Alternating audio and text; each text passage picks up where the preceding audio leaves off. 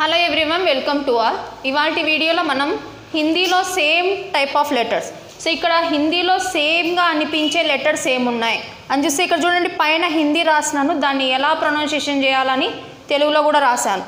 ఇక్కడ అన్నీ కూడా 3 కదా, సో మనము నెంబర్స్లో రాస్తాం కదా, 3కి కొంచెం ఇలా అని కొంచెం మార్పులు చేర్పుల వల్ల వచ్చేవే. సో ఇవన్నీ, సో ఇది ఆ ఉ ఊ ఓ ఔ. హిందీలో ఓ తర్వాత ఓ ఉండదు, తెలుగులో ఉంటుంది. అలాగే రూ తర్వాత రూ కూడా ఉండదు, ఓకేనా. సో అలాగే నెక్స్ట్ చూడండి, ఎస్తో రాసేవి ఇవన్నీ. ఎస్ రాసి సో పైన ఇలా డాష్ ఇచ్చి ఇలా రాసినామంటే అది ఈ డ ఇన హ జ, ఓకేనా. చూడండి, సో మనము డా రాసి దానికి ఇలా అనేసినాం అనుకోండి, హ అనేది ఫామ్ అవుతుంది, ఓకేనా. ఈ రాసి ఇలా అన్నామంటే జ.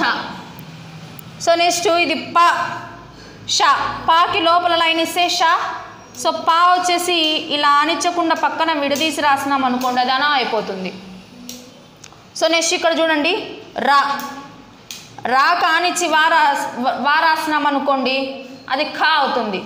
సో నెక్స్ట్ ఇది షే, ఇది సా. సో రాసేసి ఇలా అన్నామంటే అది సా అయిపోతుంది. సో నెక్స్ట్ చా కొంచెము ఇలా కాకుండా ఇలా రాసినాం అనుకోండి, యా అవుతుంది. సో చా ఇలా రాయకోకుండా ఫాస్ట్గా రాసేస్తారు కొంతమంది, అది ఎలా కనిపిస్తుంది, యా మాదిరి కనిపిస్తుంది.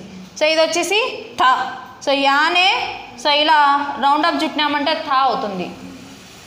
సో నెక్స్ట్ 3 రివర్స్ 3, ఇది ఘ, ఇది ఛ, ఇది ధ.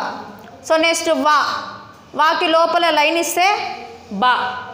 సో నెక్స్ట్ కాకి ఇలా రౌండ్ చుట్టకుండా ఇలా వదిలేసినారనుకోండి, అది ఫా అవుతుంది. సో నెక్స్ట్ ఇది ఢ. సో ఇలా రాస్తే ఢ కొంచెం ఇలా లైన్ ఇస్తే అది ద. సో మా, సో ఇది వచ్చేసి మా. సో ఇప్పుడు చూస్తే ఇక్కడ మా ఉంది కదా, సో ఇక్కడ చూడండి కొంచెం ఇది గమనించినామంటే నా అవుతుంది, ఇక్కడ లైన్ ఇవ్వడం వల్ల అది మా అయిపోతుంది. సో నెక్స్ట్ ఇని త్ర. సో ఇది ఇని, ఇది త్ర.